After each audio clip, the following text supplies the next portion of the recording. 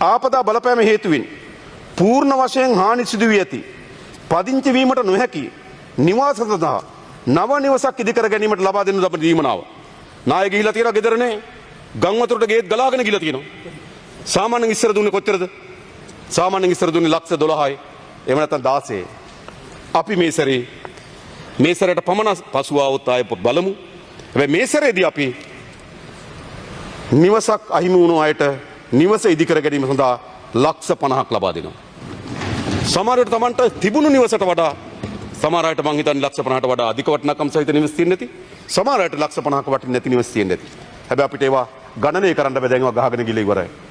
ඒ නිසා අපි ලක්ෂ 50ක දීමනාවක් දෙනවා මේ නිවසක් ඉදිකර ගැනීම සඳහා. ඉඩමක් නැත්නම් දැන් ලක්ෂ 50ක් දීලා නාය ගියපු කෙනාට ඉඩමනේ. ඉඩම නැත්නම් මොකද කරන්නේ? එහෙම නැත්නම් අවදානම ලක් වෙලා තියෙනවා නැවත අවදානම් කලාපෙට එනවා. යන්න දෙන්නේ නැහැ. අපි උපරිම මා දැන් දාගෙන තියෙන අවදානම් විශේෂම කලාපවල මේ සෙනසුරාදා ගිහිල්ලා ඒ පළාත්වල රජ ඉඩම් තියනවද කියලා හොයනවා. මම හෙට නුවර නේද? හවස අපි මාතලේ යනවා. ඊට පස්සේ අපි නුවර එළිය බදුල්ල යන කල්පනා කරනවා. ඒ පළාත්වල තමයි නේද? ඔව් ඒ පළාත්වල තමයි මේ ඉඩම් ප්‍රශ්නේ තියෙන්නේ. අපි දිසාපති තුමාලා හම්බෙලා රජ ඉඩම් තියනවද කියලා හොයනවා. ඒ වුණොත් මේ ලක්ෂ 50 ගන්න කෙනාට රජයෙන් ඉඩමක් දෙනවා ගයක් හදාගන්න. රජයෙන් ඉඩමක් දෙන්න ඉඩම් නැත්නම් ලක්ෂ 50 දක්වා දීමනාවක් දෙනවා.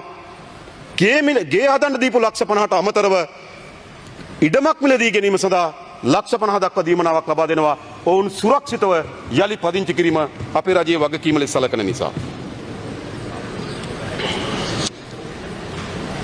ඊළඟ ආපදා බලපෑම හේතුවෙන් අර්ධ වශයෙන් හානි වූ පිළිසකර කර ගැනීම සඳහා ගෙවුණු ලබන දීමනාව. ආපදාවට ලක් වෙලා තියෙනවා. මුළු බණින්ම නිවාස විනාශ වෙලා නැහැ. දැන් ප්‍රතිසංස්කරණය කරගන්න පුළුවන්. ඔව් ඉඩමයි ගේ දෙකම ගියා නම් රුපියල් කෝටියක් හම්බ වෙනවා. එක්ක ලක්ෂ 50යි ඉඩම මිලදී ගන්න ලක්ෂ 50යි එක්ක ලක්ෂ 50යි ආණ්ඩුවෙන් ඉඩමයි. එයි මේ ජනතාවගේ ජීවිත අපි සුරක්ෂිත කරන්න ඕන. අපි හැමදෙනාම එකතු වෙලා මේ ජනතාව බලා ගන්න ඕනකම තිබෙනවා. ඊළඟ ආපදාවට බලපෑම හේතුවෙන් අර්ධ වශයෙන් නිවාස හානි වෙලා තියෙනවා. මේවට මේ පොඩි දීමනා දුන්නේ. තහඩු දෙකක් දාගන්න රුපියල් 5000ක් දෙනවා. බිත්තියක් නම් ගන්න රුපියල් 2000ක් දෙනවා. සාධාරණ නෑනේ මනු.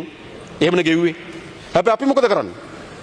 අපි ආපදාවට පත් වෙලා තියෙන නිවාසයකට උපරිම ලක්ෂ 25 දක්වා ඒ ගෙවල් යලි ප්‍රතිසංස්කරණය කර ගැනීම සඳහා මුදලක් දෙන උපරිම ලක්ෂ 25. අපි හිතනවා ඒක ලක්ෂ 10 15 20 25 කියලා කාණ්ඩ හතරකට කඩන්න. තහඩුවක් ගියත් ලක්ෂ 10යි.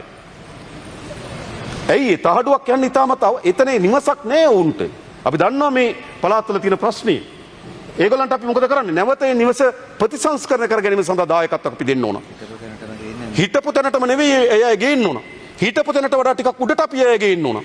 ඒ වෙනුවෙන් අපි ලක්ෂ 10 15 20 25 කියන කාණ්ඩ හතරක් හදලා විනාශ මේ අර්ධහානි වෙලා තියෙන නිවස වලට ඒ මුදල දෙන්න අපි කටයුතු කරනවා. ඊළඟ අපි ආපදාවට ලක් වෙලා මිය ගිය අයට මේක මුදලින් තීන්දුව කරන්න බෑ. නමුත් අපි ලක්ෂ 10ක දීමනාවක් ලබා දෙන්න තීරණය කළා තිබෙනවා. ලක්ෂ 10ක් මිය ගිය අයගේ ඥාතීන් වෙනුවෙන්